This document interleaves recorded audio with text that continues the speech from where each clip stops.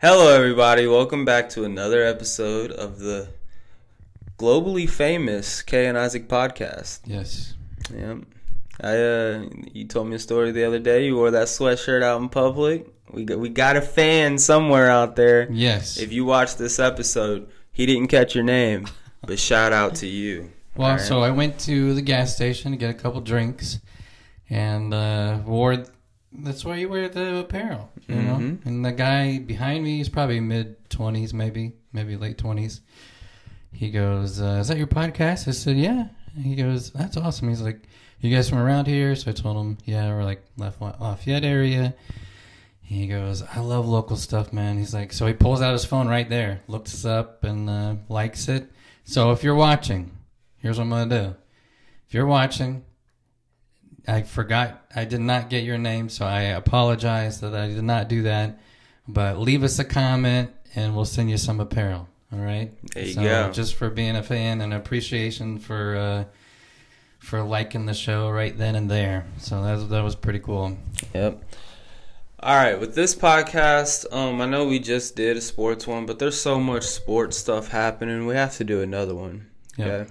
And so let's start off on the football side of things first, and then we'll get into basketball a little bit later. Playoffs are going. What did you want to ask me about football? Okay, so this is kind of out of left field, but I just read about this today, and either I'm completely out of it and just didn't know this was happening, or maybe you do. So I wanted to get your honest reaction to it. That's why I didn't tell you about it ahead of time. So are you aware that there are states in this country that are allowing high school athletes to receive NIL deals? I mean, with the coming of it here recently in college, it honestly doesn't surprise me. If you have a big enough name in high school, if you like play for some AAU club that's like nationally ranked. So how many, if you had to guess, how many states have voted on this and said, yes, we are going to allow in some shape or form high school athletes to receive NIL deals? I would think it'd be all the major states, probably like California, Texas, New York, maybe Florida. After that, it'd be like 50-50 with a lot of them, and then I doubt that's happening in Wyoming. Or give me a number. I'd probably go 10. 37. 37 states. 37 states probably allow it, but I bet it's not like a prevalent thing. Yeah, and I think the reason why we probably don't know much about it is because Indiana is not one of those states, so that's probably why we didn't hear it. Texas is also not one of those states. I did check, but you've got your California, your Oregon, your Washington, your Colorado, you Illinois, New York. Those are all a part of it. So I came across this story about this because I'm like, I was not aware that this was even happening. Now, I would assume most of us probably think that it maybe was happening under the table. It always has been. Yeah, but legally, it's happening in 37 states. Now, some states have it to where, like, it's just almost an open book. Others, it's very, very limited and very, very controlled. But listen to this story. So there's a 4-star football recruit in Alabama. He is a junior. He just won a state championship last year. So, great player. He is going to be a senior next year. Now, one of his rival teams offered him an NIL deal to go play at their school next year for their senior year. Just for 1 year, for his senior year. So, I started to think about this. Okay, what would be... Now, you guys play along, because I want to see in the comments like what you would think. And here's the question. What is like, all right, the appropriate amount of, like, what would you offer? Because you got to think maybe the family has to move if they're out of district, so you got to kind of help offset that. What would be the amount that you would think that they would offer this kid to say, hey, we want you to go play for us, and you beat us last year, and we want you to take us to a state championship? I mean, I think the amount would be subjective. If you're allowing NIL deals in a capitalist society. You know, whatever your boosters are giving to your clubhouse is what you have to spend. I mean, you're not gonna have any chance of regulating every high school in a state from doing that. And so I think that, you know, you're not even allowed to start recruiting high school players, I think, until their junior year. And so with the NIL deal, I mean, it only makes sense that they're able to come towards them and be like, hey, we see a future with you making $1 million starting off your freshman year. And, you know, if you're able to entice one of the young people their junior year already doing that, that would allow them to be able to, you know, get you in favor whenever it comes to scouting. And so I think what would be the number, obviously, yeah, paying for moving and stuff. I remember a time when you weren't allowed to recruit out of your district. That wasn't a thing. I mean, even at the place that I worked, the high school in that area, the coach had gotten, I think, stripped from his postseason play for like 2 years. They weren't allowed to play in their tournament because he was a coach in an AAU system, and in the AAU system, he convinced all of his kids to move to his school district where he coached during the school year. And so, you know, there was penalties for that at a certain point. This is completely out of my, you know, area that I'm used to. And so it's strange, but give me a number. You would hope, I mean, like I said, it'd be subjective. Some high schools, it depends. There's so many other factors involved. I couldn't possibly give you a number. If it was like here in Indiana, if it was Ben Davis and Carmel was offering a Ben Davis player to move up to Carmel and play for them, then, you know, that could look like tens of thousands of dollars, hundreds of thousands of dollars, you know. But if it was Speedway and we're trying to get someone from Cardinal Ritter, then you might throw them $700 check. You know, I don't know. And that might be a lot because I guarantee you 80% of the other players aren't getting paid. They can't afford to pay them. Right. So you're only paying the top tier of the athlete there. Okay. So the deal was for $750,000. Well, that's Texas football, man.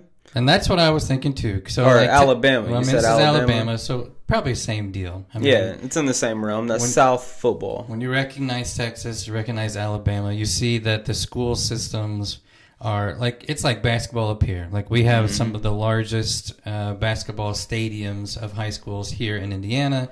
That's the same situation down in the South when it goes to Texas or Alabama football.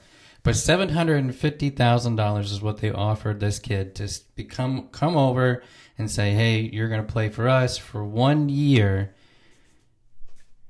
football.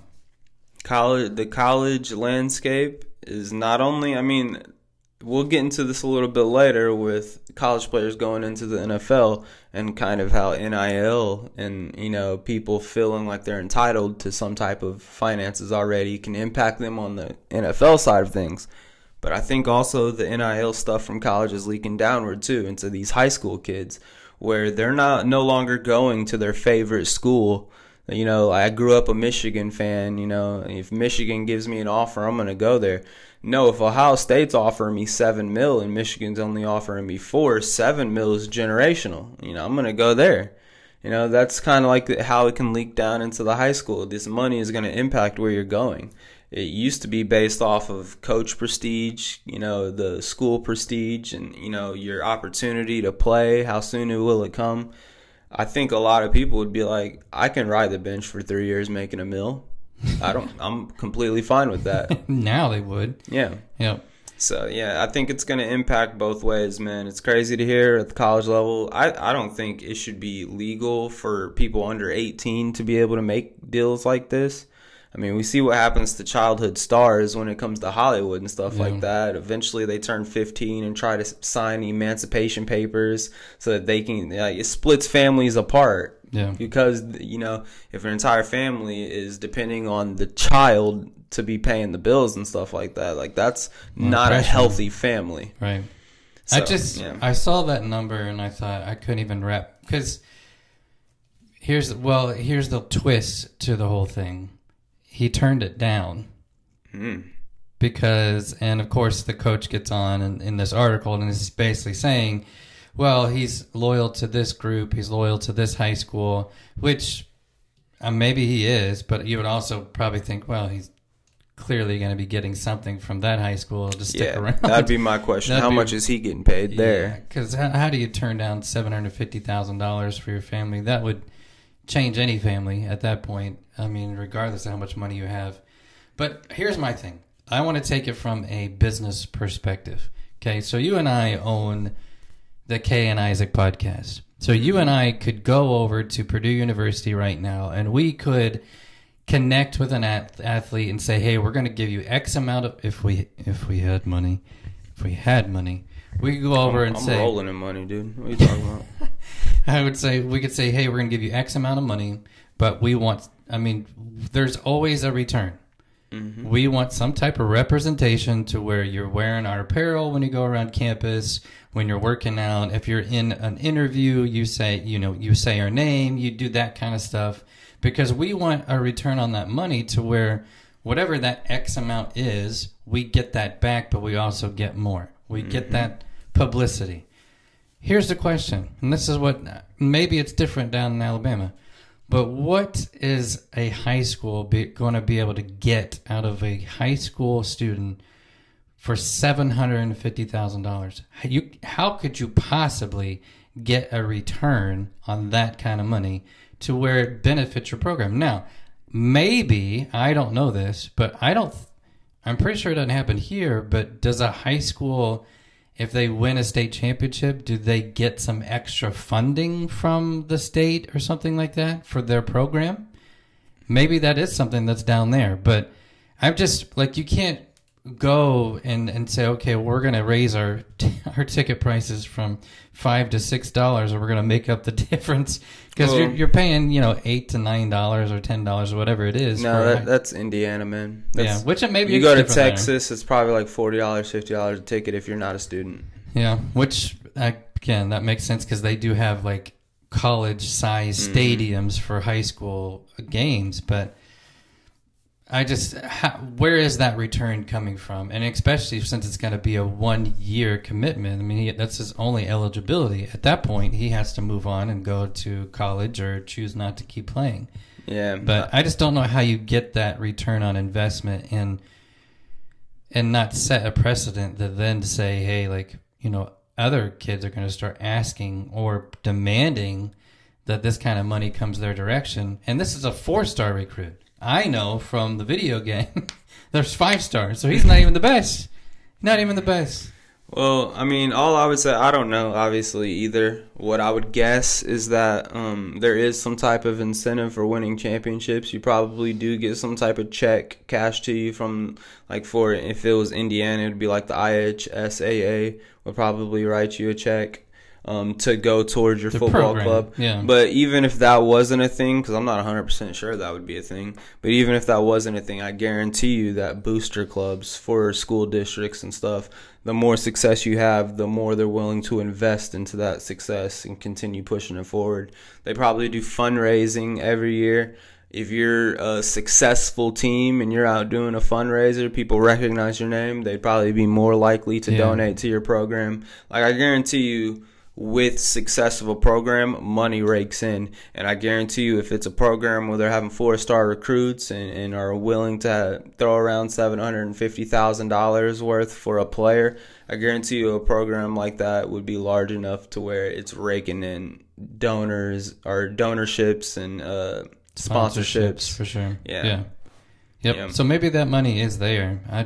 Again, when you think of high school level, you don't think of that kind of cash being thrown around. I mean, maybe to support an entire program, you might be close to that, but not to bring in one individual. Well, I just think this is the last thing I'll say on it, but I just think of an old team that I used to coach that was a pretty small team. Less than 500 kids went to the school, 2A school.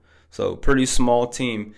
Even they, towards the end of the season, had enough money to completely reconstruct their stadium and their field. And I bet you that's thousands of dollars worth of a project. And that's a small school. Imagine if there was a law that made it eligible for you to have a $10,000 cap on paying your players or something like that.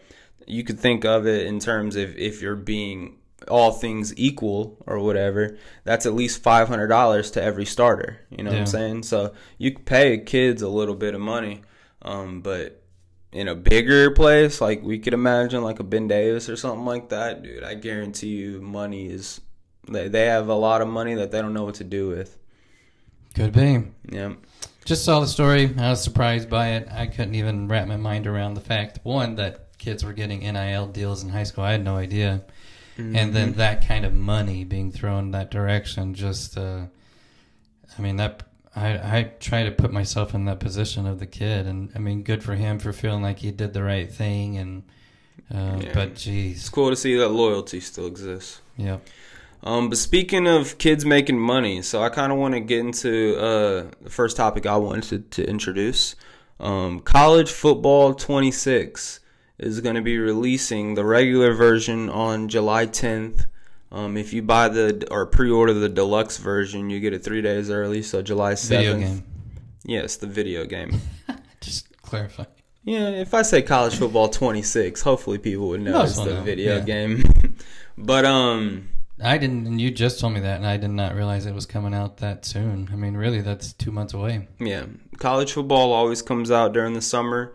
Madden's going to be coming out, I think, August 14th. Deluxe edition will be August 11th.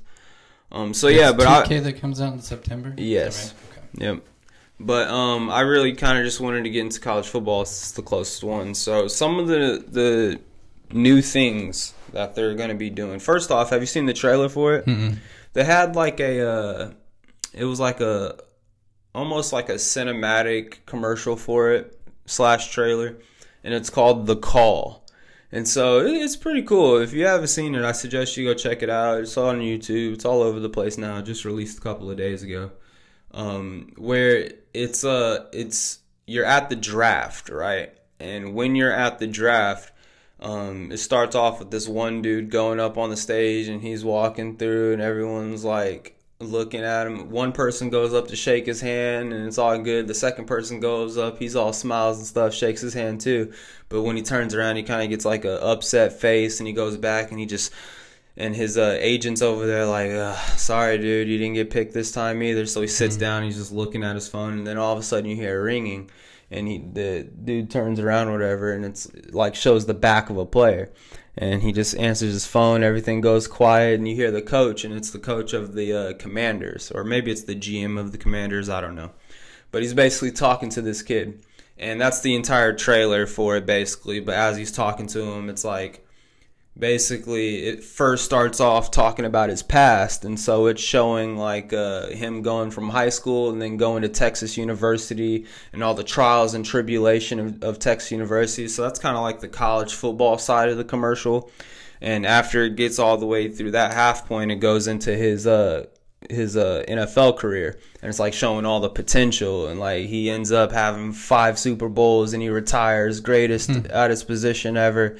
But all of this is like just a vision in his head as he's talking to this coach, and then finally he gets called up to walk stage. So that's like the entire trailer pretty much summed up. Pretty cool trailer. But yeah, getting into college football, one of the coolest things that I think, and by the way, I've gotten all of this information from Eric Rayweather on YouTube. He's a great source. He has inside information, like people feed him information before they release it publicly. So he's often one of the people that releases the information first. So one of the cool things that I think is going to be awesome is they're adding coaches now to college football. So the game's going to come in a regular version, the standard version. It's going to come in a coach's version, and then obviously you're going to have your MVP bundle, which will be both Madden and NCAA. But the standard version will have players on the cover for it, and the deluxe version will have coaches on the cover for it. And with that being said, which this hasn't been officially announced, but if they're going to have a cover with actual coaches on it, you would assume coaches are going to be in the game, which last year all of them were generic coaches. What do you think about that? That's cool. No, I really like that. Yep. I mean, obviously they had to make a deal with the coaches to be able to do that. So, no, it just continues to add. I mean, when we had a conversation about this probably a couple of weeks ago. It was really hard for me to even think of what to do better for 2000, what they did with the first game, because just it was so well done. and it was so fun. Yeah. They did an incredible job with like just the stadiums, the crowd, the feel. Mm-hmm. I mean, I'm sure the gameplay, there's probably a few things to adjust there, but I mean, for its first release, I think it's sold more than any other game, sporting game in history. But to see what they can do to change it up and continue to add to it, I mean, just even a small thing like that, I think continues to say they're moving in the right direction. Yep. So back to what originally sparked this, kids getting paid. So last game, 25, all of the athletes that opted into being a part of the game, they received $600 and a copy of the game. Yep. This year, I believe it's been confirmed that all of the players are getting $1,500 this time around and a copy of the game. Yeah. And so last year we had roughly over 12,000 players opt into the game. I think this year they already have at least like 10,000. And so we're still going to have the numbers. They're going to be paying out a lot more money, but I think that it's going to be successful, especially having the coaches in there with Ryan Day, with Deion Sanders, probably Chip Kelly. I mean, there's a lot of big names that I think people would enjoy having as a coach. And they saw that it worked, so I think that was the big thing. Well, we got to start low on the payment side because we hope it's going to sell. But now that they saw that, you know, the success of 2025, 2026, they assume people are going to keep buying it, so they can up that amount to offer to kids, and I'm sure that number will keep going up. Yeah. So talked about the coaches, the money that the players are getting. Obviously, they're going to change game mechanics a little bit here and there. They haven't really released any specific details on that, but they did say that there's certain game mechanics that they're going to be tweaking here and there. Pretty normal.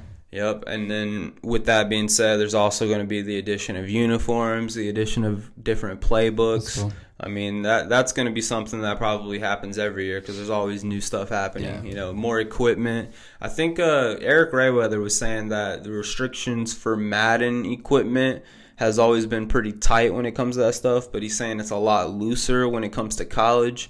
So you can expect eventually to be having like the ski mask availability or maybe one leg sleeves. You know, they're going to continue to try and add stuff. And then obviously cleats and different equipment because that stuff's getting released every year anyway. So they're just going to add the new ones in. Yeah. So expect all of that stuff. And then finally, the Road to Glory and the Dynasty mode were both huge vocals for them, huge focus points for them in creating this game. I think that they were saying the Road to Glory mode was the biggest thing.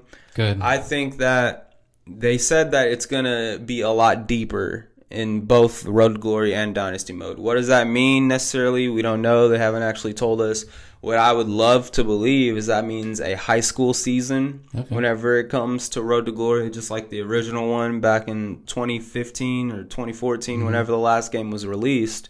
You know, you were still able to create a Road to Glory player, and whenever that player comes out, he is a star at a high school. And you can pick whether it's a big high school, small, you know, but you play, I think, like 8 games, and you even have the ability to customize the teams you're going up against, customize your team, customize your colors and stuff like that.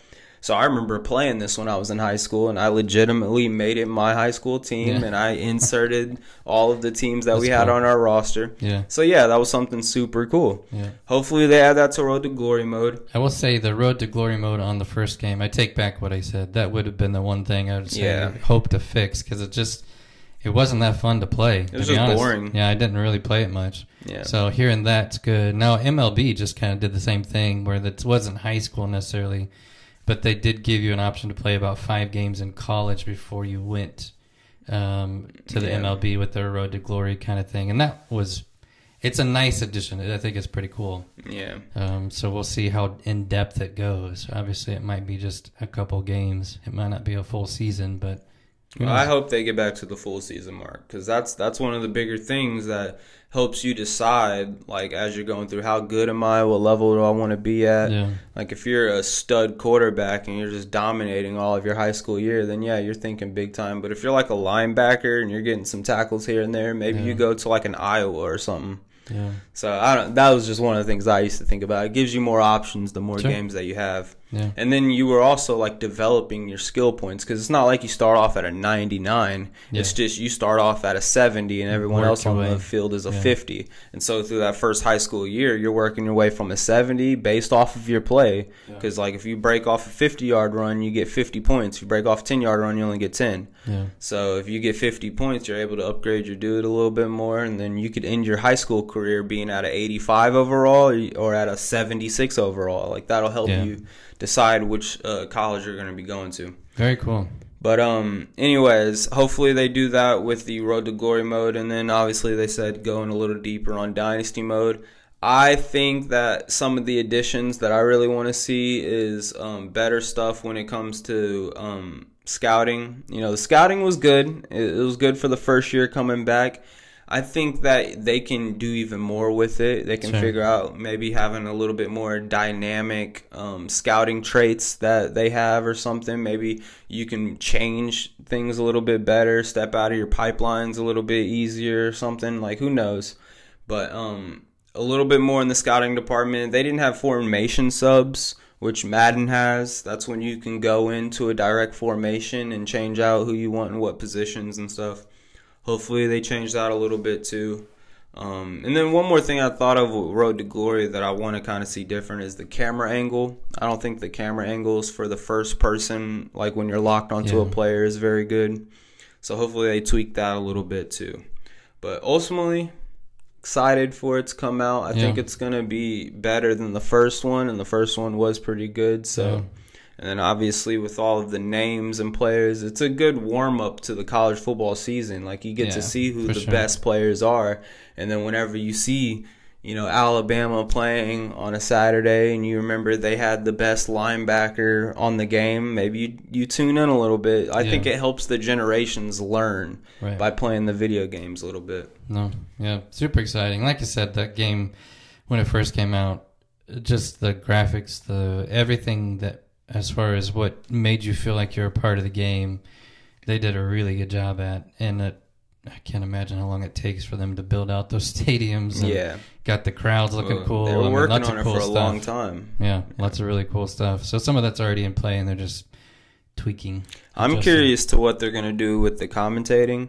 I know that they recorded like over thousands of lines for this first game, but they had years and years to work on it. Now with it only being a year gap between the first game and the next game, I'm sure they'll carry over. Yeah, I'm sure there's going to be a lot of similar commentary, but hopefully they add in some things here and there. Maybe give a new voice. Yeah. Like I bet 5 people doing over 1,000 lines is a lot, but I bet if you get one person to deliver like 100, 200 lines or something like that every year, it's working, and just add in a new commentator, because they don't have everybody. You know. Yeah. Imagine a Pat McAfee on like a game break or a halftime show or something. Yeah. Wouldn't that be awesome? Yeah, you have to. Well, maybe he would. He seems like a guy that wouldn't mind doing it. He would do it for $100. Yeah, he probably wouldn't care about the money. He gives out thousands and thousands of dollars every episode he has.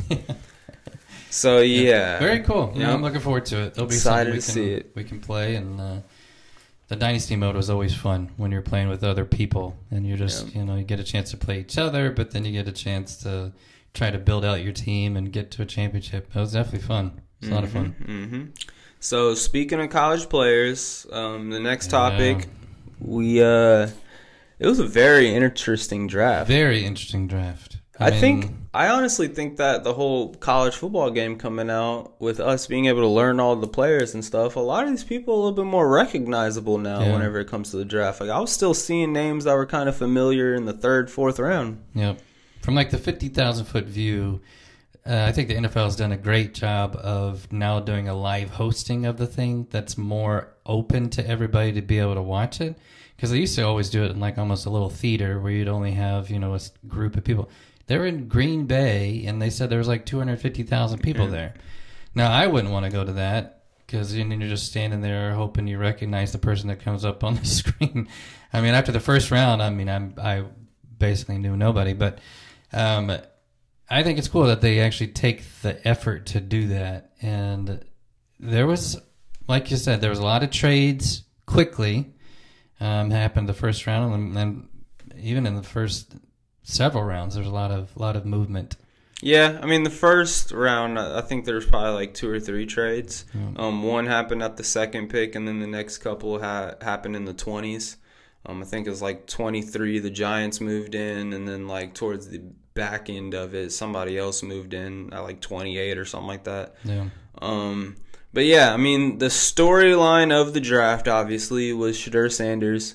Him coming in originally, I mean, you asked us about him a month ago. He's a sure-in pick at 3 with the Giants. Yeah. Giants end up getting Russell Wilson, end up getting Jameis Winston. And so we're sitting here like, maybe they don't go there. Yeah. So maybe he'll go to the Raiders and be a backup. Well, maybe not. I don't think it's going to go over to the Raiders. They got their dude basically in Geno Smith. Yep. And so maybe it'll go to the Saints. You know, the Saints had this recent Derek Carr thing happen where he's hurt. He's probably not going to be playing. Yeah. Basically, after that, everyone else sucks on the roster. But no, Saints don't go there either. And so everyone starts scratching their head after like the 10th pick, wondering, well, where might he go? I remember the Colts were coming up, and we were even thinking, like, are they going to get him to go in and compete against those? Nope. Colts go D-end, right, which we'll talk about in a bit. Tight end. Tight end, yeah. My bad. Tight end. And then he gets around to the Steelers. And so I was still kind of in this mindset that, okay, those first teams maybe don't think, he's worth an early pick, but he's still great because everyone was talking about how he was great. I mean, all the publicity you would have seen on Shedeur Sanders when it came to teams like the Browns early on, like the New York Giants early on. I mean, even the Tennessee Titans, it was kind of a toss-up. Would they take Ward? Would they take Shedeur? That was really early on, but eventually people were like, no, clearly Ward is the one getting taken. But then the Pittsburgh Steelers at 21 are sitting there. We don't have a quarterback. I mean, we have Mason Rudolph, but we don't have a starter, We have someone that's good as a backup option. We're hoping on Aaron Rodgers, but with Aaron Rodgers being kind of on the fence of if he's even going to play again or when he'll be able to come back, I was kind of in the mindset, well, Steelers are going to act as if he's not coming back. And with that being said, our highest priority was a quarterback. So I was thinking, okay, maybe we get Shedeur here. It would be cool. It's cool for him to drop this far since I was in the mindset that he's going in the top 10. Yeah. That's what everyone thought. Yep, everybody. And then the Steelers go with a D tackle, which was another need we had. That was probably the second biggest need. One of the problems with last year's Steelers football team was that they didn't have that Steelers identity of hard-nosed defense. You're not going to run the ball. If you pass it on us, you better be a Patrick Mahomes or something. But we didn't have that last year. Last year we were struggling with the run. We were struggling with the pass too, but we've already made a lot of changes to beef up the passing game. We needed to do something with the run. And so we drafted a D tackle.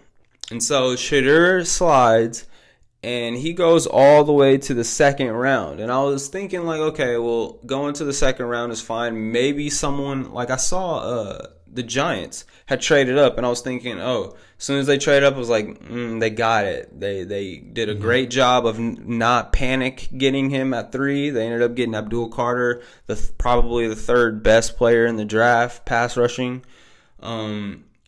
But they traded back in, and I was thinking they're going to be able to get Abdul Carter and Shedeur Sanders, and that's a win. Like, that's a win right there if everyone projected you to get this dude, and you can get him way later.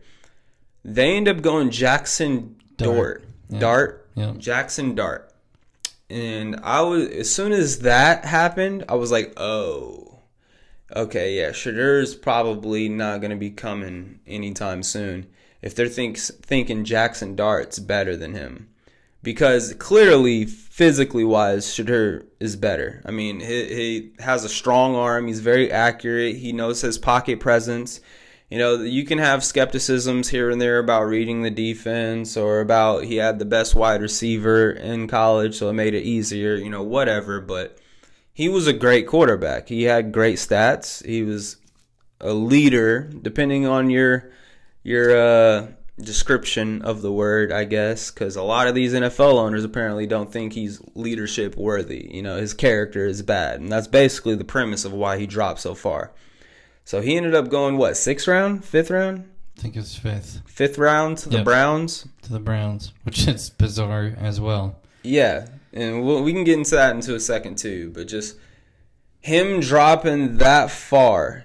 And then really the first 3 rounds of this draft was filled with a lot of solid prospects. I mean, there wasn't anyone really great. Abdul Carter is probably on the great spectrum a little bit. Travis Hunter, I think, is on the lower end of a great spectrum.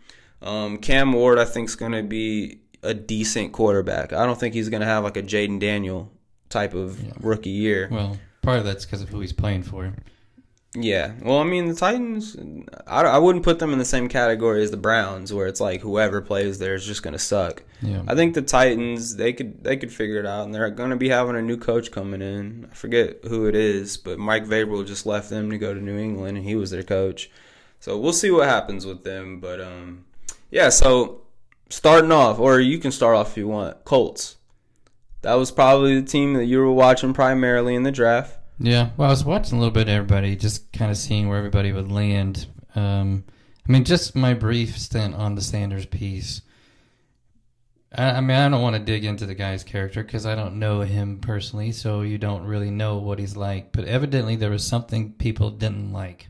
Yeah. There was just something there that people just didn't trust because talent was there. I think he's just got a strong personality. We've said it before on this podcast multiple times that your concern is what is he going to do when he goes into that locker room and how's it going to mesh with the rest of the team. And if you feel like that's going to be a distraction, you don't want to start that off with somebody when you're trying to build a Super Bowl team. Yeah. And so that's my struggle there. I mean, even I'm not picking on the guy, but he had a whole room set aside for him that had his slogan, legendary, all over the entire room. He built out a room for him to be on a couch, and he had a stage and a DJ and a couple of microphones. He ended up he performed after he didn't get picked up the first round. It's bizarre behavior, but that's nothing that I'm going to point against a guy playing good football. So ultimately, you got to think about, okay, how is anything that he does going to translate to where you get into a team and translate onto a field? So we can talk about him more later if we want to. But, yeah, the Colts, they had some bizarre picks, I think, that they do every year. They always do something that's just kind of like, why would you go that direction? But the very first thing that they picked was a tight end, and from Penn State. And he is Tyler Warren. Couldn't remember his name. I've seen him play, watched him play the past couple of years.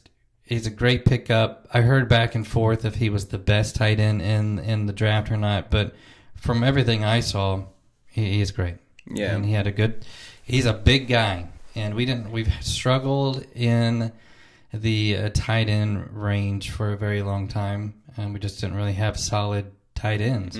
Eric Ebram had a year. Yeah, had a year, but and then you had the last first-round tight end that the Colts picked. Do you know who it was? Dallas Clark. Yeah, Dallas Clark, and look how that turned out. He was phenomenal. Yeah.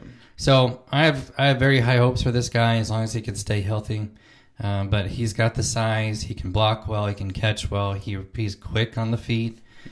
So I think he's a switchblade in the offense too, man. Like Penn State used him in a lot of different. He played center. He had a snap at center. I didn't know that. Like they mix it up. He plays running back, fullback, tight end, wide receiver. He goes everywhere. He can run the ball. They hand it off to him. He can do short routes, deep routes, reverses. He can pass the ball. I mean, he's like Boobie Miles, but slower. He can do everything. And he can pass, if anyone's seen Friday Night Lights. If you haven't, stop this and go watch it right now. No, keep watching this. Or watch keep it watching. after. Yeah. That's right. But Tyler Warren looked like a dog, man. Our first-round pick, Harmon, I think his name was, Hammond, something like that. Big dude. Out of Oregon. I've watched his highlight reel. Now, he looks dominant. I mean, he had the most sacks, I believe, for a D tackle He had like a 10% pressure percentage. So like on 10% of his plays, he's able to get pressure to the quarterback, or 10% of his rushes or something like that. That seems good. Is that good? I think it's good, yeah. For a D tackle, yeah. But he's great in the run game. He's great in pass rushing schemes. He's 6'5", over 300 pounds. He's basically Cam Hayward 2.0. And that's all the mechanics. That's all that you see on the field. The big story with this dude is that he was raised in a family that he has a bunch of siblings and stuff, and his mother had like 7 or 8 seizures, I think, while he was growing up. And he went to Michigan State originally his rookie year because his mom was having health issues and stuff. And I think when she had her last seizure and she was paralyzed for half of her body, or through half of her body, she ended up telling him, like, hey, you've been doing everything in your life surrounded by me. That's why you went to Michigan State, so that you could be close to me. And she was like, you need to stop living your life according to me. You need to live it for yourself. And after that, he ended up going to Oregon University. And so he played at Oregon, did a phenomenal job. This kid's mom is basically on life support back at home. Just gets drafted. First thing he does, go to his mom on life support, has a conversation with her, tells her that he's gotten drafted and stuff, and then later that night she ends up dying. And so that's his draft day experience right there, going into the Steelers organization where we're, obviously selling out on him being a long-term investment. I think that a character like that, having to go through something like that, it's only going to make you better. I mean, there's multiple ways to look at it. One, yes, extremely sad situation, but also, how could it not be a bit of a God thing when you're like, she got to see her son get drafted by the Pittsburgh Steelers before she passed. I mean, that's a pretty cool thing that that's her hope and dream, knowing that it was his hopes and dreams that's what would happen. So so definitely tragic for sure. But sad, but it's cool. It worked out that way, man. It's cool that he had the opportunity to go and let her know. Right before she passed. Because imagine if the story was she passed the night before, never got to see her son. So that was our first round pick, and with taking him and then hearing his story, seeing his play, knowing we had that need at the nose tackle position, I was very happy with that selection. Seems like it was a good pick. I won't go through all the Colts, but they did get some defensive players, which were certainly needed. They got some cornerbacks that I think are pretty solid. Decent players. I mean, there's nobody that's like, oh my gosh, glad we got him. It's more like, he was a good player. Watching some of their stats, or, some of their plays and seeing their stats. The bizarre thing I think the Colts do every single year, we got a running back from, I think, Kansas State, and he's good. I mean, he's good, and I think we did need it because right now we only had one backup to Jonathan Taylor. So you do need to have somebody that can work in, and he's young, and we tend to seem to do that every single draft. We pick a running back of some kind, and then we get some random quarterback. Now, I'm not saying that he's random. Come on now. His draft comparison was Tim Tebow. No, I understand, and I'm a Notre Dame fan, and I was happy that he came on the board and took us to the national championship. So I'm a fan of his. But when you look at what is happening with the quarterback situation with the Indianapolis Colts, you don't understand how that fits into the picture or how it's necessary. Could you have gone and got another offensive lineman, which have kind of been wishy-washy on? We pay them a lot of money, but they haven't been kind of coming through. There's been a lot of injuries. Could we have gone and got another wide receiver so we give them, like, whoever's going to be the quarterback give him another target to go after? I mean, it just seemed like a strange pick, and we seem to do it every year. We go and we grab a quarterback, and we don't necessarily have a good idea what we're going to do with him. Now, I mean, because you've got Jones and you've got Richardson, they're both going to be battling out. Now, that's not to say that if the coach looks at Leonard and says, hey, we might give this guy a shot. Like, if he's open to that idea to where all three quarterbacks are then fighting for the starting position, all right. Like, if you feel like you've got a good shot with him to be able to do that, I'm all for it. It's just, again, there's certain times where the Colts just make strange, bizarre picks, and I just felt like that was a weird one to me, to where it wasn't necessarily needed at all, but you could see, maybe he plays some preseason games and you see how he does, and you kind of take it from there. But I mean, I would say that they did get him late in the draft. Sixth round, yeah. They could have already filled in some dire needs that they had, and then after that, they were just going value-based, and so maybe they didn't see anybody worth it that would be going over Riley Leonard. We didn't pick up one single wide receiver. Yeah, I mean, which has always been a struggle for the Colts, or at least has been for the past couple of years. What's the depth chart looking like right now with the Colts? Well, I didn't even look at it, so I'm not sure where we're at. But it just seems like we can't get I know you guys have that, like, Pittman, I think. Yeah. Pittman's a dog. You got your tight end. Is he a number one wide receiver? I mean, he is on the Colts because he has to be. I would give him number one. It would be nice for him to have somebody else, maybe a speed guy, a slot guy, to be able to contribute that. But they did get him Tyler Warren. I mean, he's someone who can line up in a slot or a tight end spot. He's another receiving target. Yeah. I would say, though, when it comes to the quarterback room, first off, injuries occurs with running our quarterbacks who are runners as well, and that's what you have with Anthony Richardson and Jones last year. And if both of them, one of them ends up getting hurt and the other one goes on a rough skid, and maybe they have a banged up knee or something like that, I guarantee you it will be a situation where sure, they're going to let those two duke it out for starting spot. But there's going to come a point probably where Riley Leonard, even if it's just in the preseason and only in the preseason, that's a blessing on you guys. But there's probably going to be a point where he's going to have an opportunity to show what he can do naturally. It's not going to be something they have to force. And he's more in that pocket quarterback sense that's where I think the Colts have always been he's comfortable. A runner. Well, yeah, but he can stay in the pocket and do pretty well. I probably wouldn't say that he has a better passing ability than like Daniel Jones. I definitely wouldn't say he has as strong as an arm as Richardson, but he for sure can deliver the ball. Yeah. I'd give, like I said, his draft analysis or his draft comparison was Tim Tebow, and I think that's a good one. Tim Tebow can throw it. I would give him a rate of like 10 throws per like 5 runs, and that's probably what I would do with Riley Leonard too. Yeah. Interesting with them. For the Steelers, I really like this draft class. Now, I always take into consideration with our second round pick. So we got the D tackle, the nose tackle in the first round, which loved him. Second round, we ended up trading away to the Seahawks to acquire DK Metcalf. So that's what we did with that draft pick. Yeah, which is that's a great snag. Yeah. With the third round, we ended up getting a dude named Caleb Johnson, Iowa running back. We let go of Najee Harris, which that's sad because that's the only Steelers jersey I currently own. So I'm going to have to get me a new one, do something with that. Investment, yep. But we got rid of Najee Harris, and so all we had was Warren, basically. I mean, we probably have some dudes that can move up from practice squad. McFarland's probably around. But we only had Warren, who's this like 5'8", 5'9", like maybe 210 pounds, scat back, a quick cut, screen out and open, get him into space type of running back. No power and guy. We're losing that 6'1", stiff arm your face into the dirt. And that's what Caleb Johnson is out of Iowa.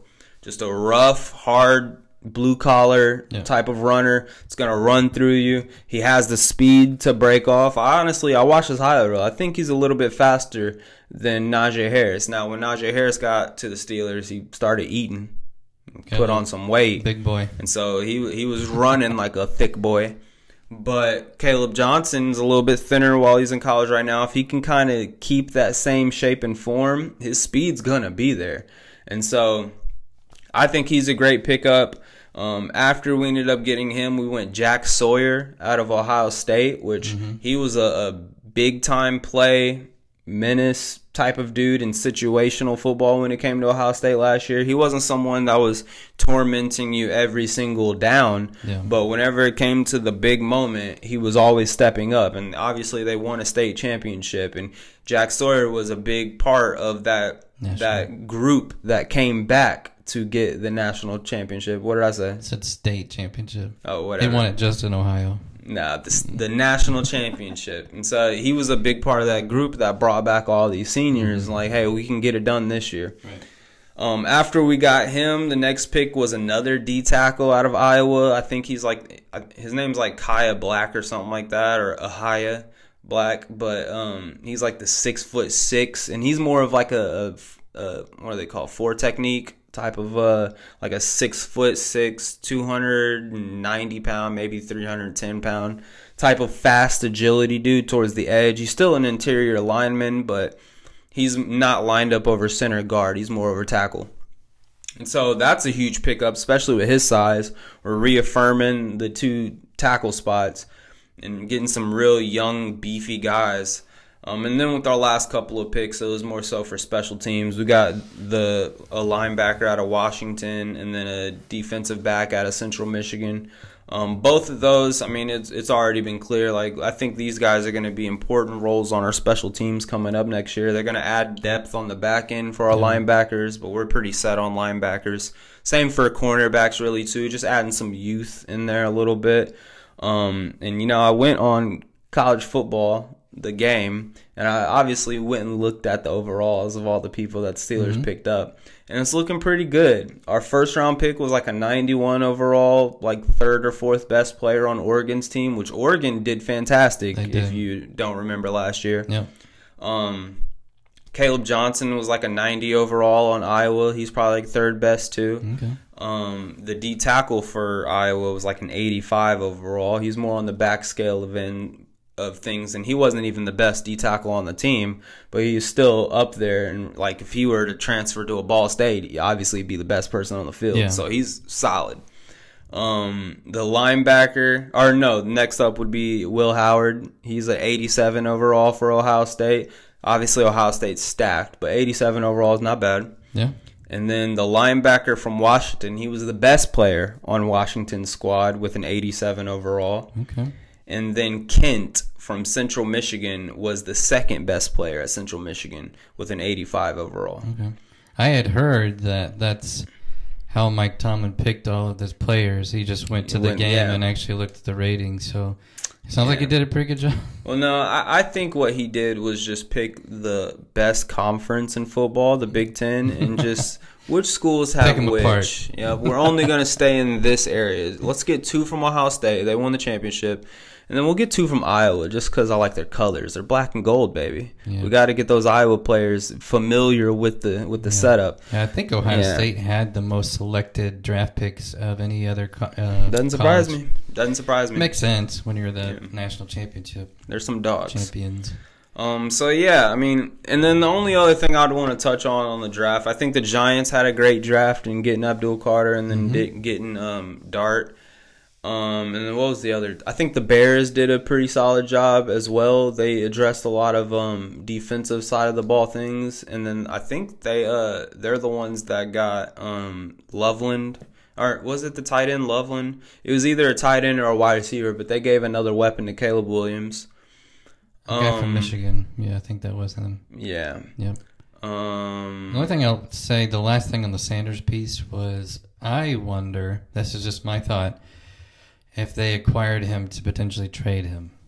Well, I mean, the Browns got 5 quarterbacks in their locker room right now. It is heavy. And, like, going back to this whole character thing when it comes to him, like, have you seen the video of Shadur asking Cam Ward if he wants to do a song? Yeah. Cam Ward's like, I'm a football player. Yeah. Like, that's the 2 different coins of this thing. And I think a majority of quarterbacks in the NFL, your quarterbacks are the mature scale of things. They're the voice of reason. They're the prime example. Like, that's who you want leading your team. They have to be. Whenever it comes to, like, wide receiver, now this is, like, obviously classic stereotypes, but, like, when I'm playing and stuff, when it comes to wide receivers, when it comes to defensive backs, when it comes to sometimes running backs every now and then, maybe some edge rushers and some linebackers here and there, you'll have people in those spots. Not all of them. You're going to have mature people people, responsible people.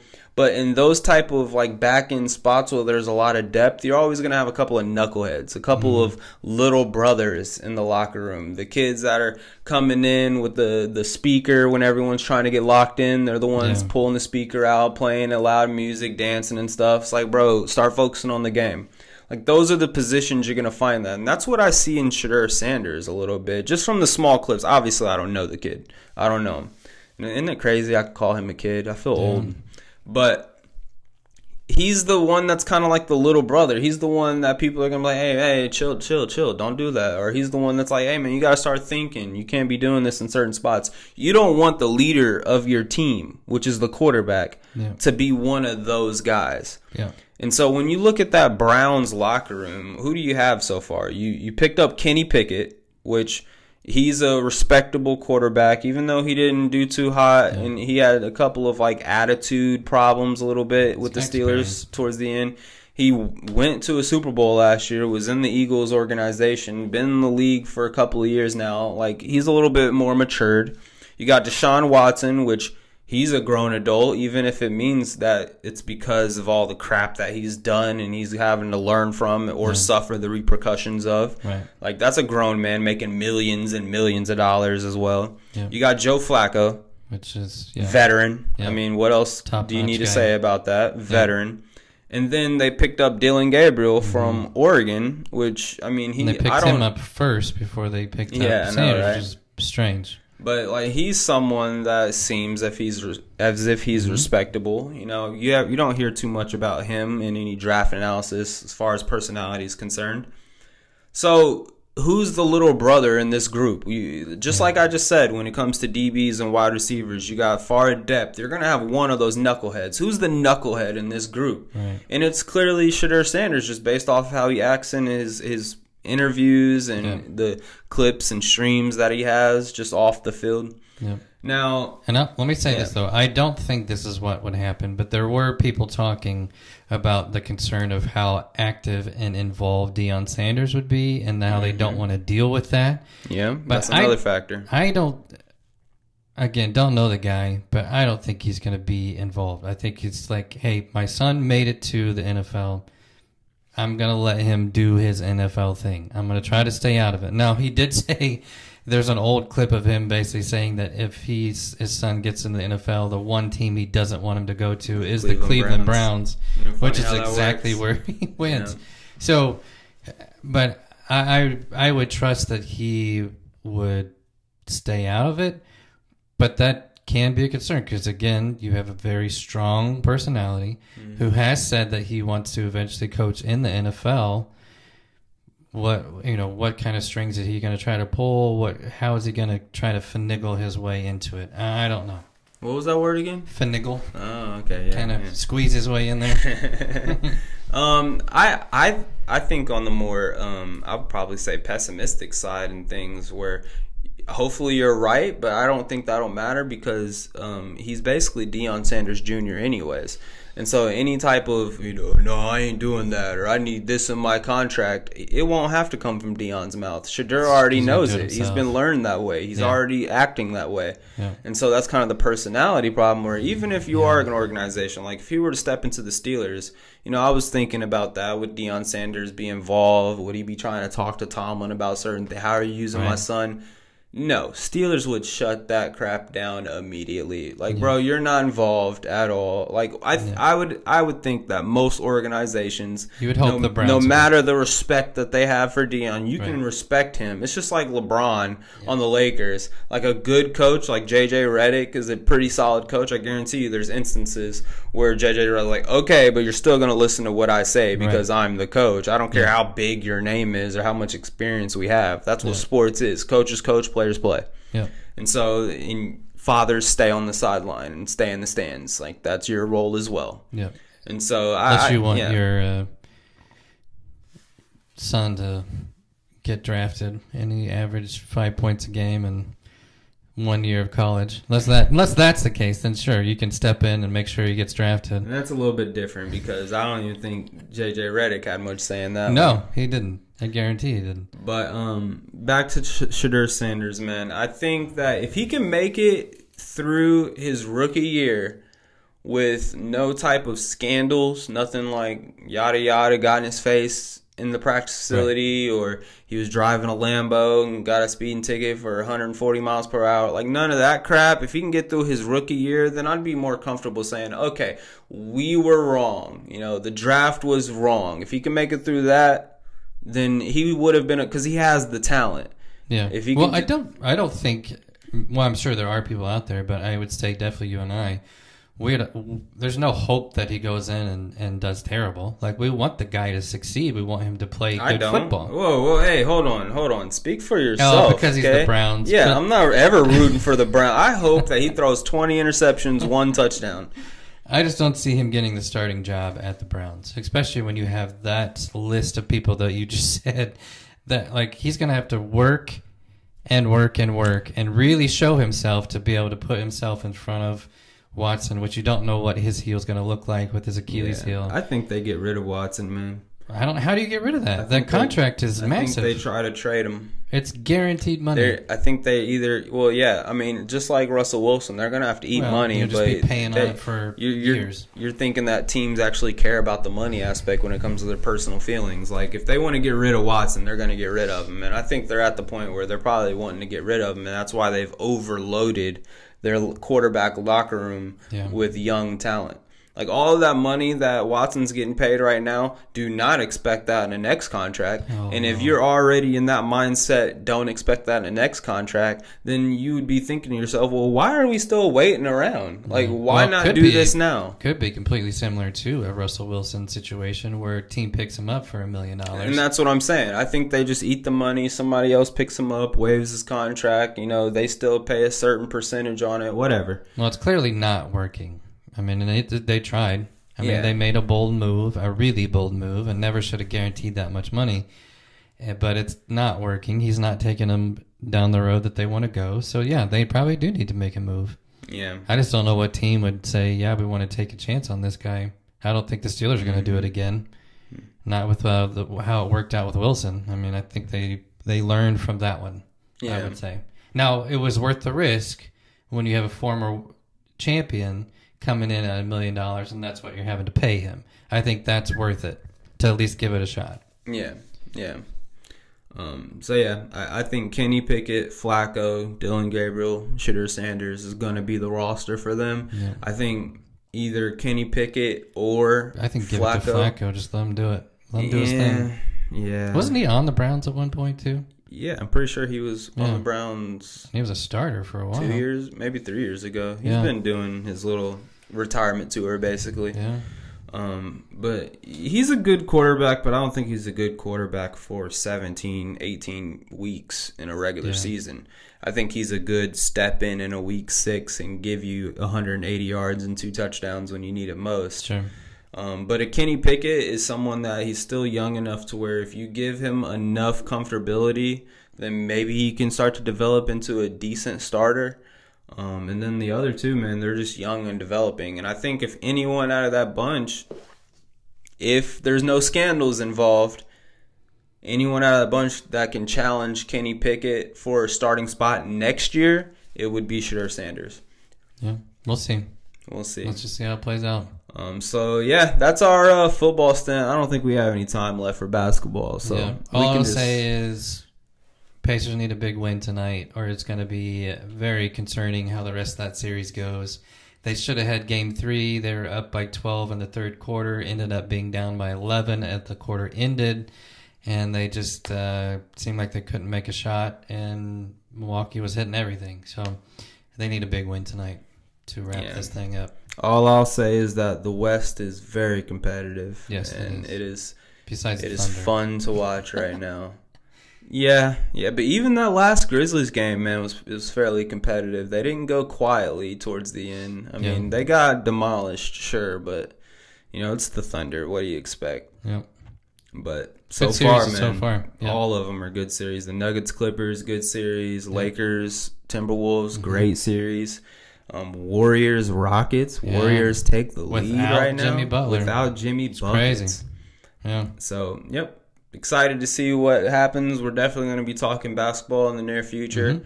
So be tuned for that. Maybe our next sports podcast needs to be completely concentrated. I mean, the draft's over now, so Sure. Yeah. we'll have nothing left to talk about but that. And UFC. Ian McGarry just had a big win the other night. Yep. But I'll just hint on that a little bit. We ain't got to get into that. Yep. All right. Anything else you want to add on to this? That's it. All right. Once again, we're at what, 4 now? 4 weeks? 4 weeks.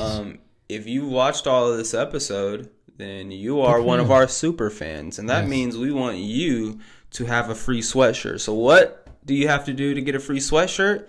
Simply just repost this video, tag us, and make sure you're following us. Yep. Either on Facebook at the Kay and Isaac Podcast. I have an Instagram page, Cakes Creations. Go find us, okay? And give us a follow. Make sure you tag us and share this, and you'll get a free sweatshirt. Yep. Some free apparel. Absolutely. Who doesn't like free stuff? Yep. All right. That's all we got for this episode. Peace out, y'all. I don't know, me going up like that, did that seem like Hitler-esque? Was that a little Elon Musk? I think you're fine. I think you're fine. I love you.